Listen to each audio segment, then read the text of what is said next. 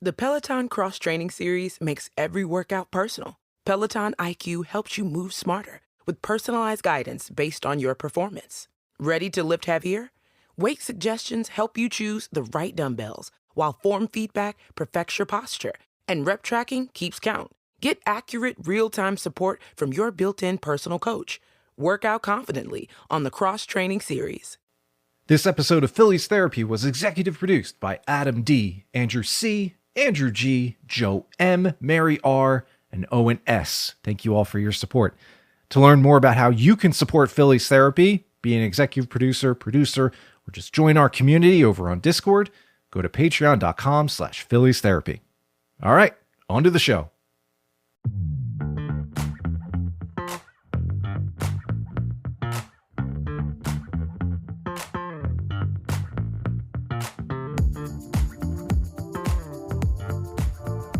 Ladies, gentlemen, fanatics of all ages, welcome to another episode of Phillies Therapy here on Cinco de Mayo 2026, where your Phillies are 6-1 over their last 7 games. I am so sorry for that, but I had to get it in there.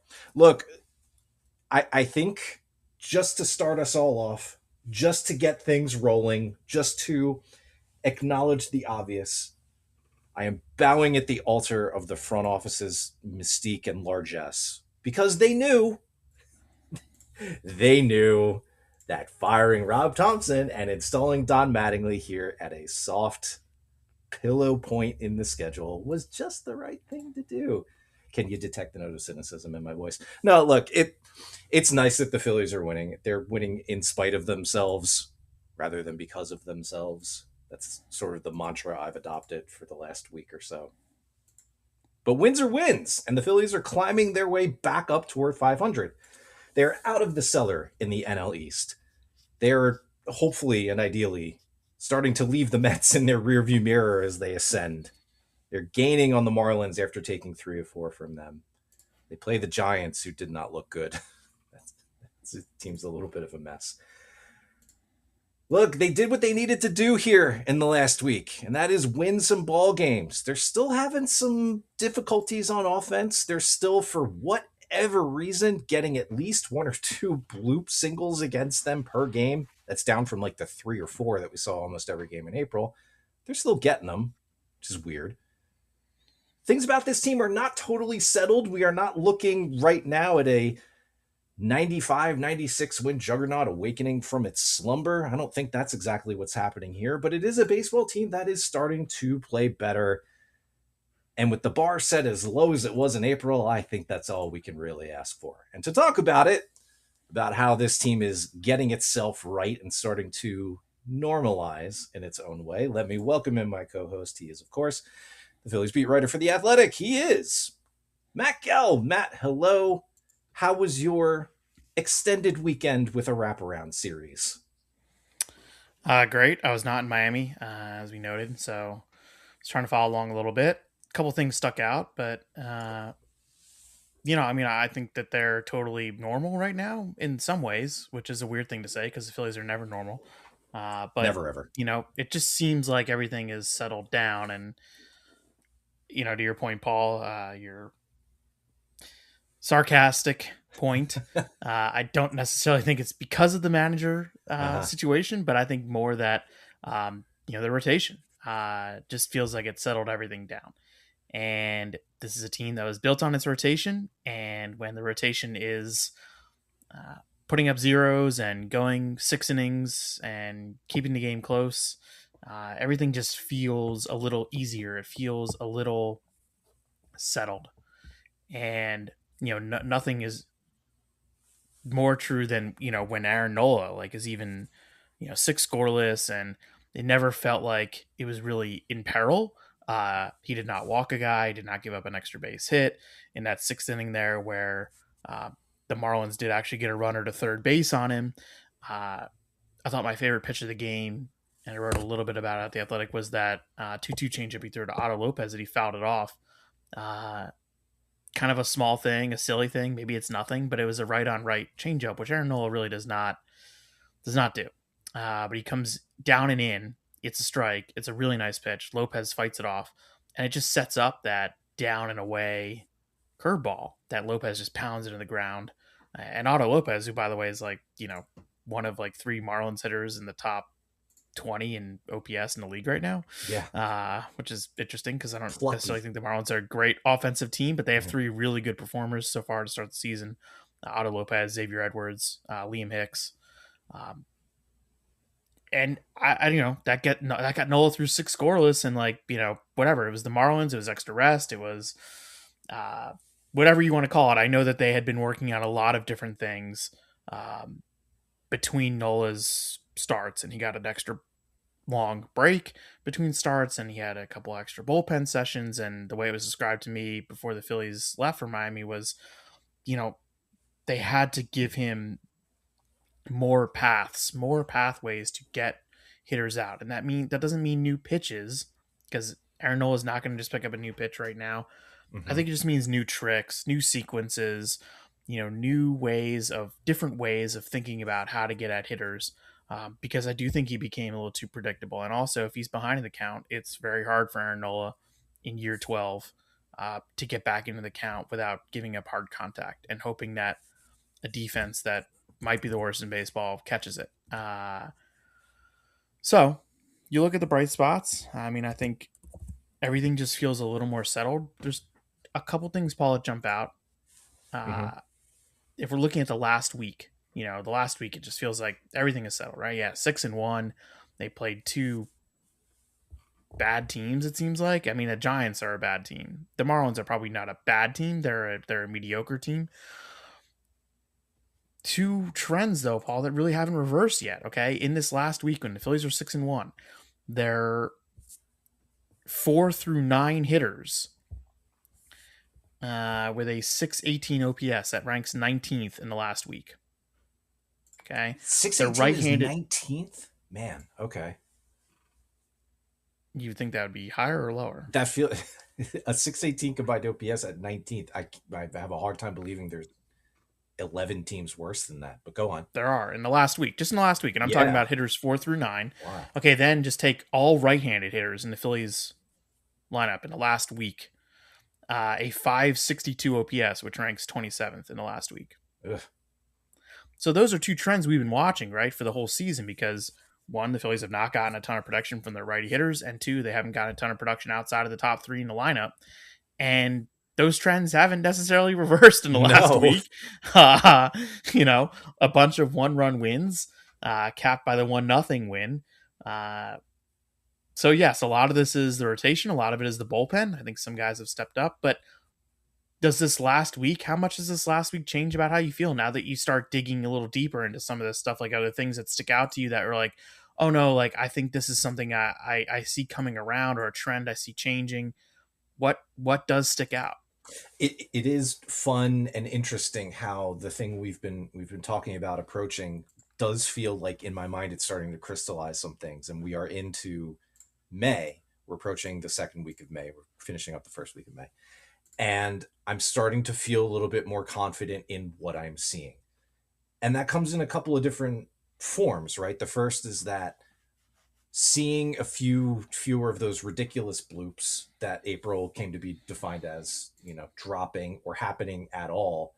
I was using one of the StatCast visualizers, and the Phillies compared to the Cubs, just for one example, a good defensive team, had seen a huge number more of these like soft, less than 80 mile an hour exit velocity, balls in play that fell for hits.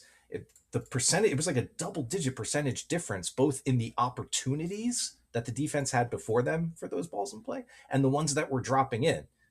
Rate and volume. The team is not great at defense, and they were getting more of these, and they were falling in. It was backbreaking at times. So seeing a bit fewer of those, that's great. That's a good start. I think seeing the 1-run wins, 4 of these last 6 wins have been by 1 run. It's nice to see them hold on to some of these, or in some cases come back, pull them out, even if they are against bad teams. It's nice to just see the coin flip go that way. But I do think the concerns about this team that are holding them back and will likely continue to hold them back, namely the right-handed hitters on offense, that's not going away. Like they've won these last, they've been winning in this last week in spite of that. You just mentioned a huge component, half their lineup essentially, is down in the bottom 10% of the league right now and has been roughly, give or take, for the entire year. If they are going to keep winning, they're going to need the starting pitching to do what it was expected to do at the start of the year, which it has of late. And it just needs to stay that way for another couple months into July, when maybe they can think about addressing it. I don't know. They're not going to change anything with one trade. I think there's a lot of pressure. There is a lot of pressure on this rotation. Yes. An almost extraordinary amount, more than the last couple of years, when even going into those seasons, we knew that the rotation was going to be a focal point or the focal point. And certainly, we expected those guys to pitch better. We expected Luzardo and Nola and Painter, and now that Wheeler is back, you expect those guys to be a little better than they were to start the season, just because there were, like you said, Paul, some weird things happening. But how much better can they be? I don't know. We just saw them go, this last 7 games or whatever. I think it was 8 runs in 37 innings or something like that. I have it in my story this morning, and it's a really good run. It's really good. It's not like you're watching anything and saying that can't keep up. I think Zack Wheeler's first 2 starts have been encouraging. The second start in Miami, the velocity wasn't what it was in Atlanta, but he was still getting weak contact. He was throwing strikes. He was getting ahead of hitters. He was, once he's ahead, he's got 3 or 4 different, again, avenues or pathways to get a guy out. And it's just, it's fun to watch because it looks like he's truly enjoying pitching with a capital P. Luzardo has been really good in the last few. And he's going to get another pristine matchup later this week against Colorado. He's got Friday's game. Sanchez gets a home game to start the homestand Tuesday night. He's, almost unbeatable at home. Painter's outing. What'd you think of Painter? There's a lot of fly balls hit to the outfield that weren't caught because that was the day he pitched was the day of the Stubbs, Garcia, Reyes outfield. May it live forever in infamy, that lineup configuration. You're putting that outfield behind your rookie starting pitcher who likes to live up in the zone with his fastball. That's what we came to. Anyway, Painter is exactly what I've been looking for or expecting this year. He is a rookie starting pitcher who continues to flash very good stuff, but he has not solved the league, and the league is challenging him, right? He's fine. He is totally, completely capable of being a number 4-ish right now. And that's all I need. I just want to see progression. Just let him keep holding that velo, stay healthy. Fine. He's going to have some bumps in the road. The load on him, as far as the broader rotation goes, like you were just saying, is a little bit less on him as long as everybody else is healthy. Sanchez, Luzardo, even Wheeler, and now, Nola, for whatever we can expect. I don't know what the reality of Aaron Nola is right now. No. They wear it more than Andrew Painter does. He still gets to kind of work through things at the end of the rotation while the rest of them shoulder all of this. And for that, as far as his fit into that role, yeah, he's been fine. It would help if they scored for Andrew Painter. It sure would.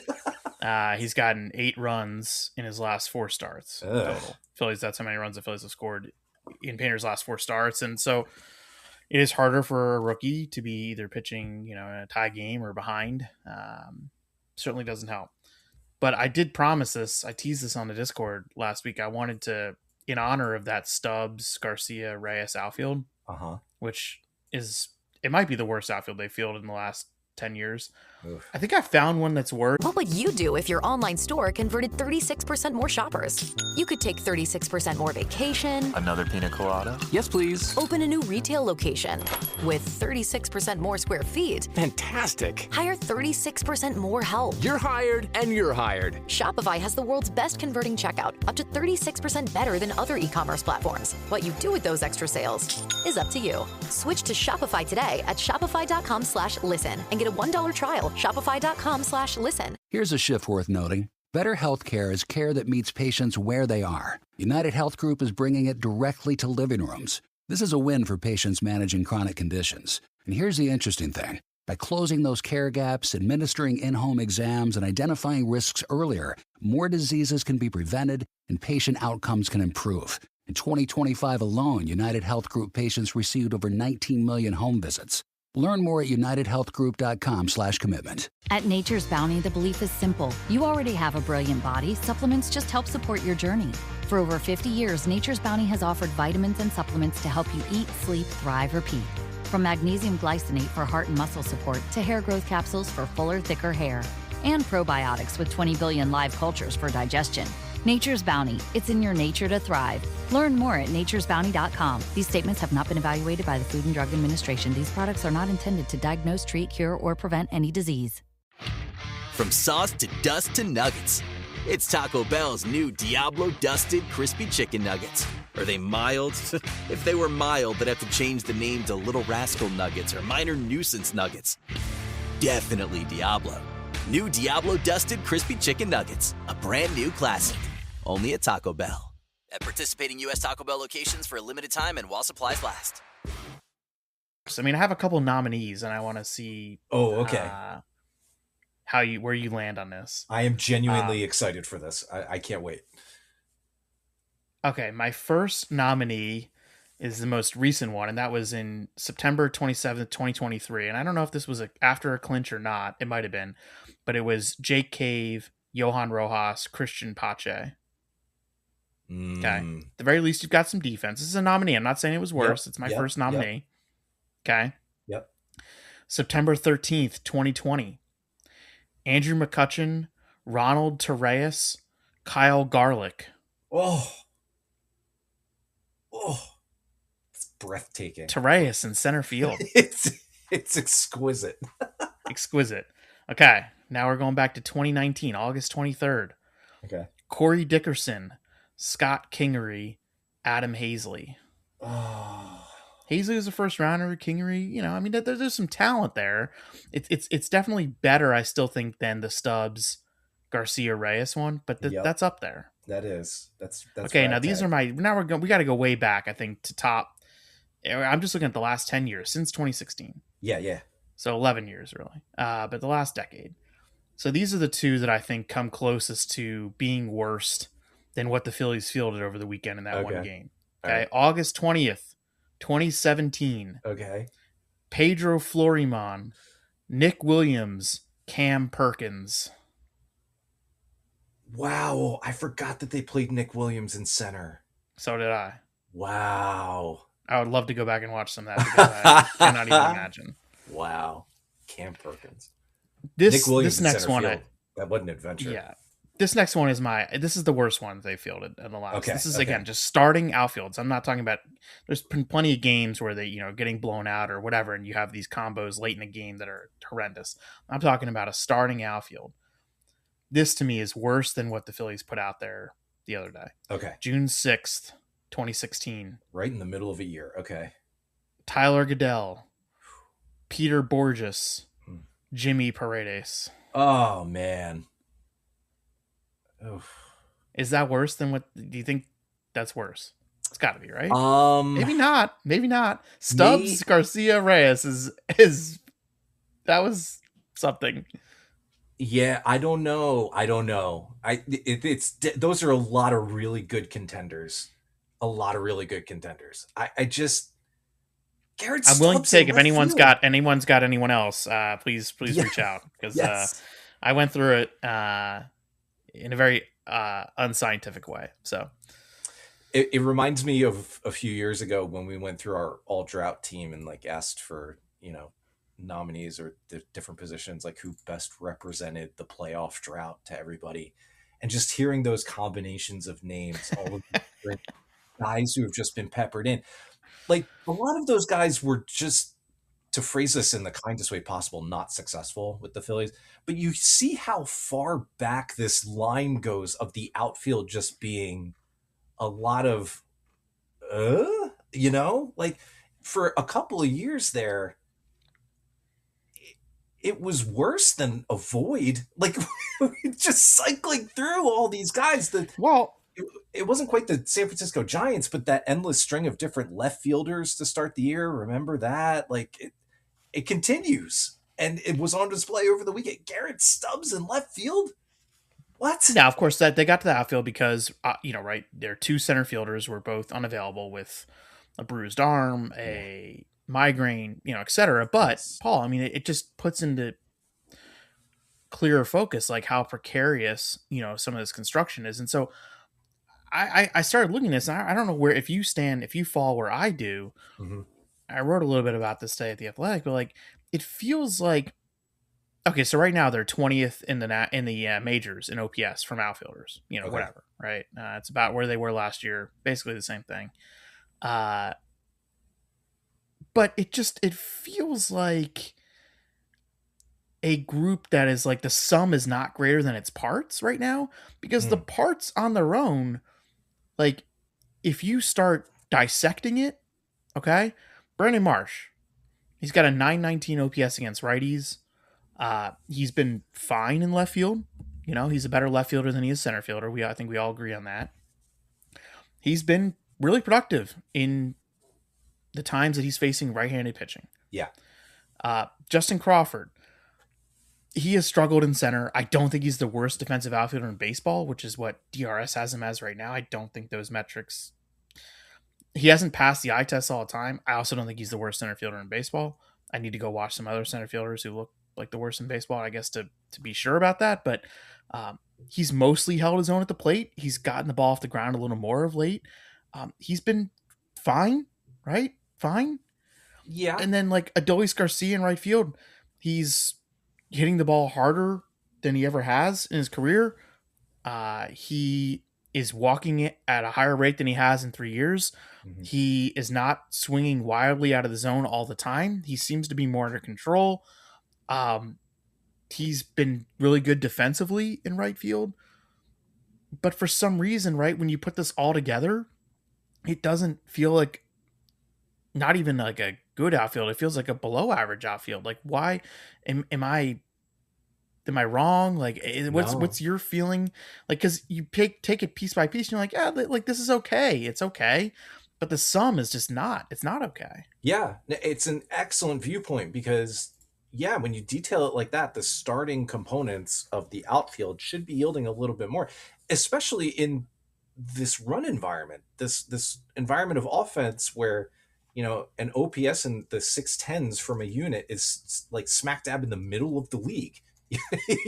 Like you read those descriptions, those high level descriptions of good defensive left fielder who more than holds his own on the long side of a platoon, a rookie who is figuring things out at the plate, but is not a disaster and has the athleticism to make up for some learning on the fly in center field. And then a good defensive right fielder who, yes, has shown improvement in a lot of his disciplinary measurements at the plate.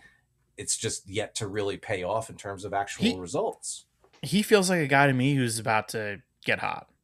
Yeah. Do you have that feeling at all? I concur. Yes. Yeah. I've been waiting for that. I really have. Because he hits the ball or do we think this is what he is? Because right now he's in Well- line with essentially what he's been the last few years. There's some of the underlying stuff is different, no doubt. Yeah. I don't know. I like the at-bats. I like generally the quality of contact. He has hit more on the ground than normal. I think if he starts to get it in the air a little bit, I feel like this guy's about to hit for some power. I don't know. Am I seeing things? Am I No, optimistic about him? No, I'm with you because I look at those trends that you're pointing out. The lowered chase. He had a pretty bad strikeout yesterday. That sort of is like, oh, there's the guy rearing his head again. That's going to be there. But he's done a good job of reining that in. When he does hit the ball, he hits it hard. Yeah, a little bit of an uptick in ground ball rate. Okay. If the swing decisions are that far improved and they continue to hold that current level, I'm not even saying they need to get better beyond what they've shown. If they hold that is a real confidence boost for me to think that more results are going to come. it's a little surprising that it has taken this long for them to not really fully appear. I would have expected a hot streak to have emerged already from some of these more underlying I mean, things. he's just got his chase rate down to where it was in 2023. Yeah. And that was his big breakout season. I mean, He's making more improved. contact in the zone. Like, he is swinging less, but like, I think the decisions, it feels like he should start to get paid off. Yes. For the adjustments. Absolutely correct. Yes. Which is, I think, if you're just watching the game and you see his season line, you're like, oh, here we go. It's another disappointing addition into the outfield. It really and it might doesn't. Be. Well, yeah, honestly, like if the decisions regress and he falls back a little bit, maybe he starts pressing because the results aren't falling in with the change in approach, right? I mean, that could happen. We've seen that happen. Then things could go a little bit sideways. But if he keeps up what he's doing, I like the process. And I think results will follow this process. I'm just surprised it hasn't happened yet. So I would think if he keeps this up, he'll start getting some hits to fall in, maybe even clear the fence a little bit more regular. Is there any other right-handed hitter you're watching right now and saying this guy is going to start to produce? No. And I think no. And I think that is most concerning as it relates to Trey Turner. Yeah. Because I am uninspired by Trey right now. Rough night in the field. Rough night in the field. A couple of weeks ago, I was grasping onto the top third of the order is putting together good at bats, and that was like the very beginning of Trey's downslope into where he currently is. I'm not. He needs to be better. We talk about the pressure on the rotation, and it will continue to be there.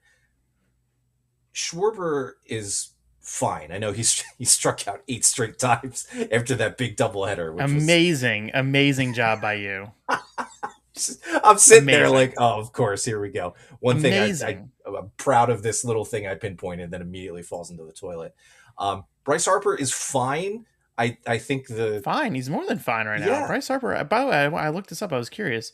Bryce Harper is 18th in the National League in OPS right now. He's doing his thing. There is no substitute for Turner right now, either in the field, not really, because nope. You're not going to move him in. You're not going to move him mid-season. Where are you going to bat? Who are you going to replace him with at the top of the order? Like he's got to figure it out. He's got to figure it out. And I'm not super inspired by what I see from him right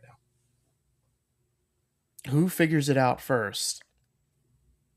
Turner, Bohm, or Stott? Has Stott already figured it out? Not really. Because right now you're talking about 3/4 of your infield that is hasn't really figured it out yet. Yeah. I have to go with Turner for track record. I think Alec Bohm we're just riding until some alternative emerges. I don't know. I don't know until the cows come home. I don't know. Yeah. I don't know, Matt. Until nuclear winter? What? I don't know. In a normal world, this would have been a change that was made already, but because there is 100%. There's nothing to speak of behind him. 100%. There's nothing. They would have made the change if there was a viable move, and that just tells you what they think of the replacement options when Alec Bohm is doing what he's doing, and they're not moving on from him. Anyway, totally separate thing. I don't think that's. I think that's done. That's just done, and he'll be on the roster. You think it's done? He's not. You're done. You're done. Yeah. I am fine with what Stott is doing. I am not bothered by what he is. He had a good weekend.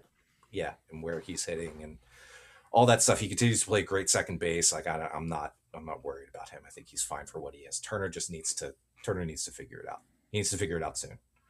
And if he does, that'll take a little bit of pressure off the pitching staff, which I think could use it.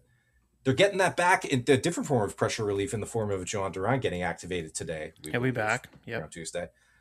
That's a big lift. Amazing that they really, you never want to lose your closer, and you never want to say you didn't really miss him, because that probably means you're losing a lot of games. The Phillies didn't really miss him. They didn't blow any ninth inning saves. I think they had 2 save opportunities in the time that Duran missed, including Monday's game in which Keller saved. And it was a nice job by the bullpen. I mean, it was pretty drama-free. Tanner Banks had maybe his best inning of the season. Alvarado definitely had his best inning of the season. And then Keller pitched around was it a single or a walk? Single, and looked fine. I think getting Duran back will be very nice because it almost feels like they got him a like 18-day break, and it was the best possible time to do it because they lost so many games, and they weren't losing games because they didn't have him. I guess right. Is what I'm saying. Does that make any sense? Yeah, I don't know. You don't want to lose that guy, but it's like almost like, well, it wasn't the worst time to be without your closer because they were just losing every game. Yes, they were. I'm looking back at, Duran picked up his last save Saturday, April 11th.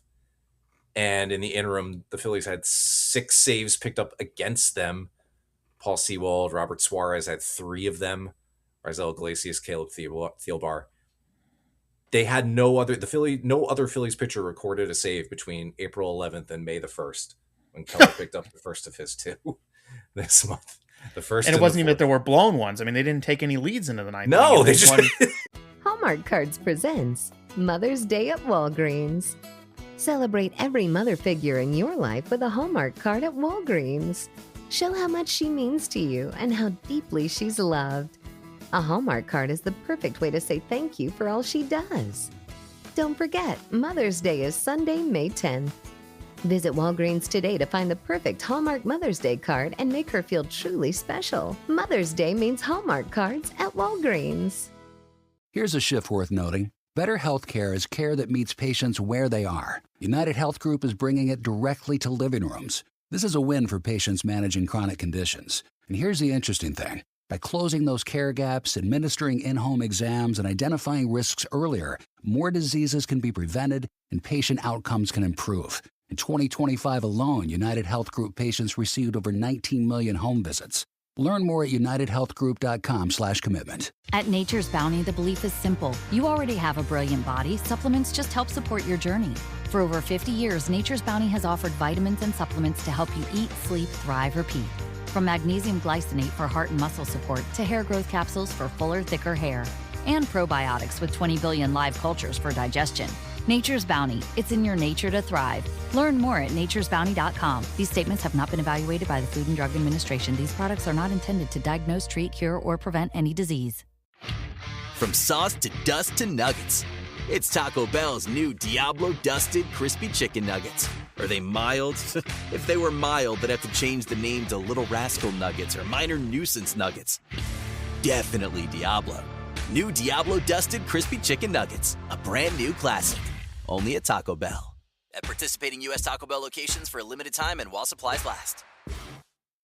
They won 2 walk-offs against the Giants. I mean, yeah, they just, that extra inning game in Atlanta, they scored 4 runs so that, when Backus came in, it wasn't a save in the traditional sense, but, that was the closest they had gotten to a save opportunity during that whole stretch. So Duran's back. I mean, I think, like the bullpen right now, a little unsettled, but they've stepped up. I mean, they really had to step on them there because of that doubleheader with the bullpen game.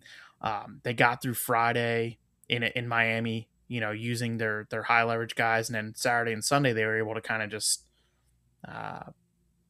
not have to lean on those guys, which was huge. I'm guessing that it's Trevor Richards who gets the DFA to get Duran back on the roster. And then you're left, Paul, with a bullpen of Duran, Keller, just to reset. Duran, Keller, Kerkering from the right side, Alvarado, Banks, Meza. And then at the back, you've got like Bolin and Sugar. Chris Ware from Phillies PR is really upset that I cannot pronounce Chase Sugart's last name. It's Sugar with a T. Yeah. So you don't go long with the U. It's just Sugar, not Sugar. It's not Shugart. Nope. Got it. It's not okay. Shigor or Shugart. Even Anton though I think of Anton Shigor whenever Chase Sugar comes into the game. Great movie. And that's not a bad unit. I mean, Sugar has given them some good innings. Like he's gotten them some outs. The guy who I'm I don't know about right now is 2 guys. Is Jonathan Bolin and Tanner Banks. And Banks, like I said, had probably his best outing in the 7th inning of Monday night's game, protecting a 1-0 lead. That should be a decent confidence boost for him. But man, I mean, like, just a lot of base runners against him. He, his great trick last year was, being able to get lefties out at an absurd rate. He has not done that this year, and that scares me a little bit.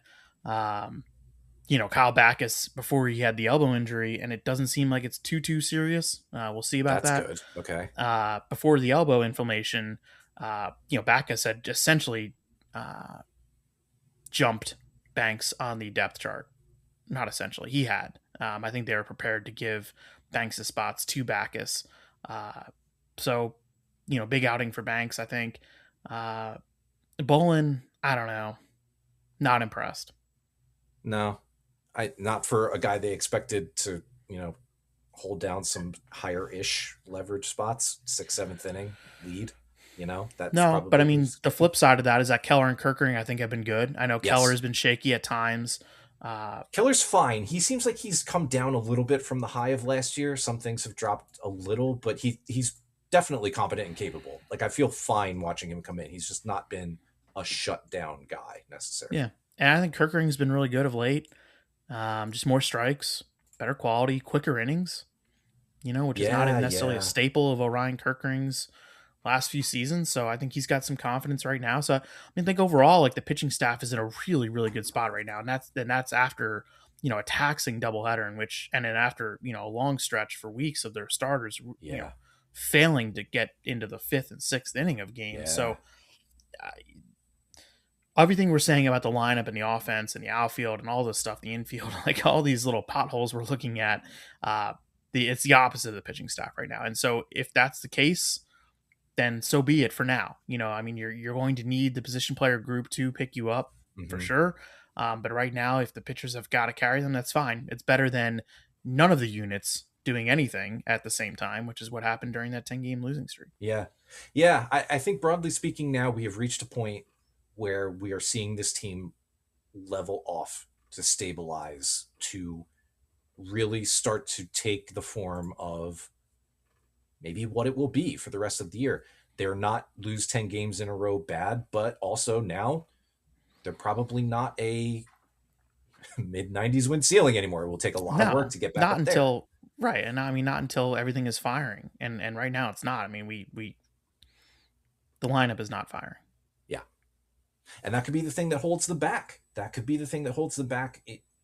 Unless the pitching just goes into God mode for extended periods of time. There's talent there. Maybe they could pull it off. I'm not going to rule it out necessarily. But the offense is not doing much to relieve the stress. They played that entire game within 1 run. How much of this season has been played? A lot. Remember when I said that they were going to have fewer, they weren't going to have as many 1-run games? Yeah. There's a lot of stressful pitches. A lot of 12 out of 35 to start the year, 1-run games. And they're 8-4 in those 1-run games. That's winning 4 straight 1-run games, right? Like that'll help pick that up a little bit. But that's a lot of stress, man. Like, I would like for just get a laugher in there somewhere, But so far so good. Wins are wins.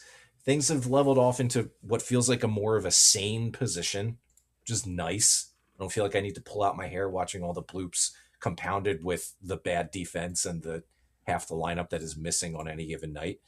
There are problems, there are flaws, but it's starting to feel a little bit more like a rational baseball team, which is nice. And I think that was more than what we could have asked for in the first month of the season. You got a big homecoming this week. For who? You got Big Amish making his Citizens Bank Park debut. Who is Big Amish? Nick Kurtz. Oh. Lancaster's finest. That's right. I forgot that he's from here. Yeah, no, fond memories of 2 years ago when the Athletics played the final series before the All-Star break. He was not up yet. No, he wasn't. And the A's just kicked the ever-loving snot out of the Phillies. That kind of set things off on a bad note. Hopefully. They're in first place right now. They are, because the AL West is strange. But it's They're exciting at least. Kurtz isn't Do lighting you know who their closer has been, or a guy who's been getting a lot of save opportunities of late for them? It's a guy who was in the Phillies, the Phillies had in camp, organization right? last year. Yeah, Joel Kuhnel. He has an amazing stat line. He has 5 strikeouts in 12 and 2/3 innings and 4 saves with a 2.13 ERA. Genmar Gomez approach, right? Get that contact, baby. They have a lot of old friends. They have Mark Leiter Jr. In their bullpen. Oh yeah, he's still hanging around. Check that out. Yeah. Jeff McNeil, remember him? He's on the A's, of course. Michael Kelly made a brief stop with the Phillies, didn't he? I mean, he's not up right now, but No, then he got popped for gambling. Remember that? Michael Kelly? Yeah.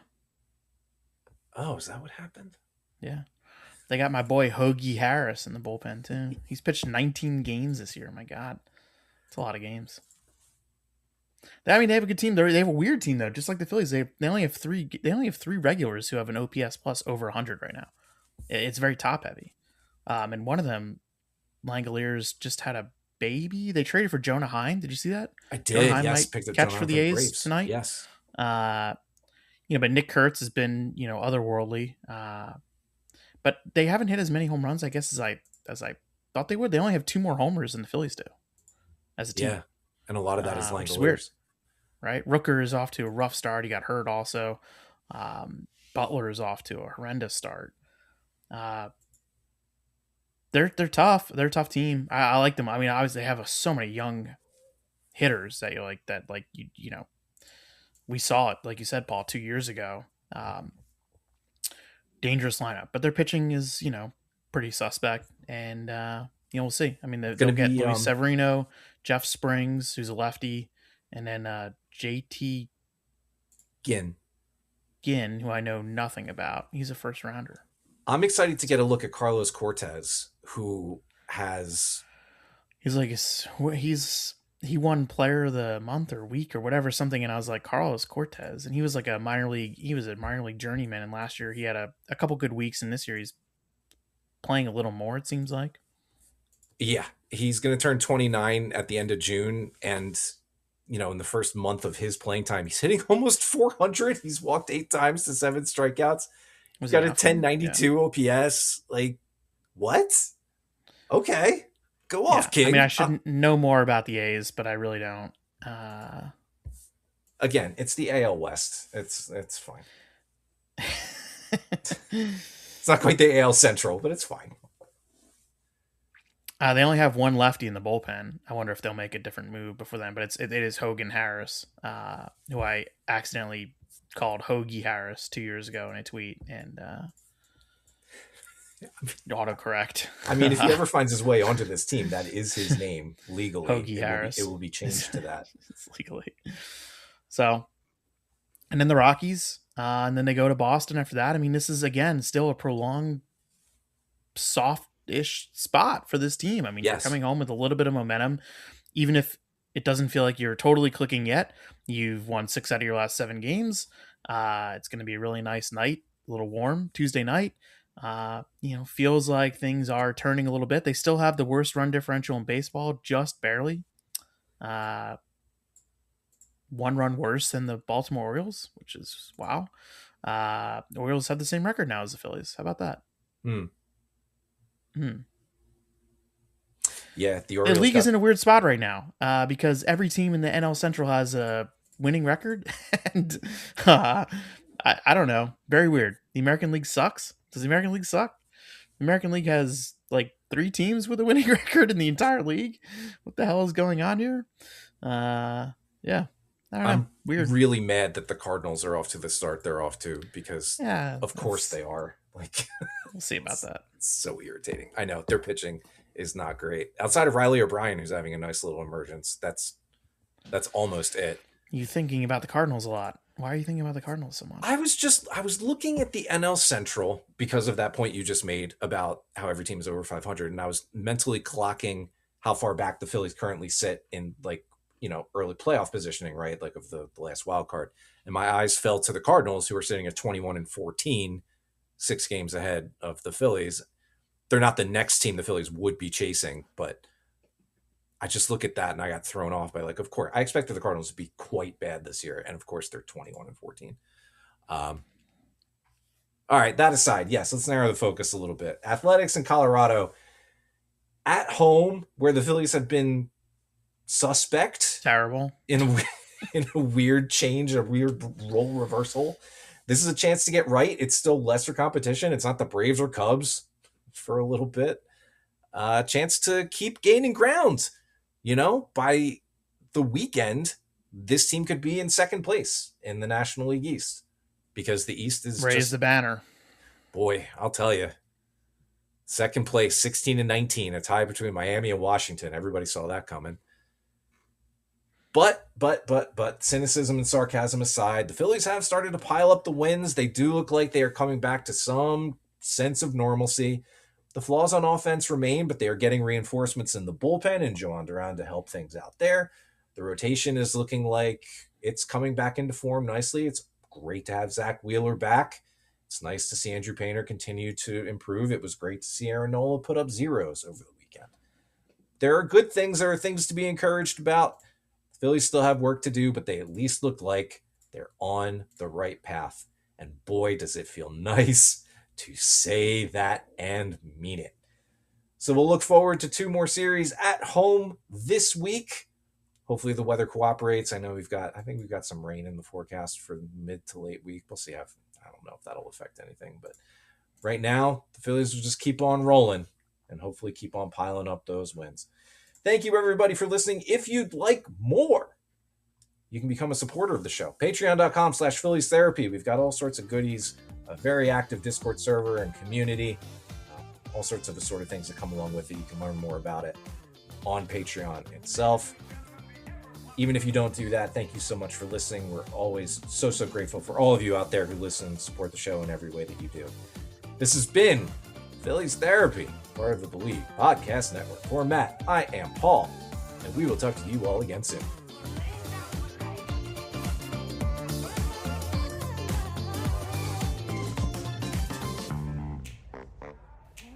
Special thanks to the producer-level supporters of this week's episode on Patreon: Amy Z, Birche F, Brian J, Brian L, Briana W, CallisonGhost, Christopher S, Daniel Y, MB, Hunter R, Ian, Jack S, Jacob T, Jaedon M, Jami P, Jason G, Joe M, John S, Kaitlin M, Kodi L, Lindsay, Lisa L, Matt H, Michael W.E.I, Michael W.E.R, Nate J, Phil C, Robert R, Timothy G, Tom D, Tom H, Vinay V, Zack, and our anonymous supporters. Thank you all so very much. If you'd like to learn more about how you can support the show, go to patreon.com/Phillies Therapy. At Nature's Bounty, the belief is simple. You already have a brilliant body. Supplements just help support your journey. For over 50 years, Nature's Bounty has offered vitamins and supplements to help you eat, sleep, thrive, repeat. From magnesium glycinate for heart and muscle support to hair growth capsules for fuller, thicker hair. And probiotics with 20 billion live cultures for digestion. Nature's Bounty. It's in your nature to thrive. Learn more at naturesbounty.com. These statements have not been evaluated by the Food and Drug Administration. These products are not intended to diagnose, treat, cure, or prevent any disease. From sauce to dust to nuggets, it's Taco Bell's new Diablo Dusted Crispy Chicken Nuggets. Are they mild? If they were mild, they'd have to change the name to Little Rascal Nuggets or Minor Nuisance Nuggets. Definitely Diablo. New Diablo Dusted Crispy Chicken Nuggets. A brand new classic. Only at Taco Bell. At participating U.S. Taco Bell locations for a limited time and while supplies last. If the world were like a Sleep Number mattress, everything would adapt for your comfort. Because as your life changes and your body changes, Sleep Number mattresses adapt and shift to give you personalized comfort night after night. And now everything's on sale during our Memorial Day event. Save up to $1,200 on mattresses for a limited time. To experience a whole new world of comfort, visit a Sleep Number store or go to sleepnumber.com. Sleep Number, to a good life sleep. If you like the show, please take a moment to rate, review, and subscribe. It really does help the show to grow. Thank you for listening.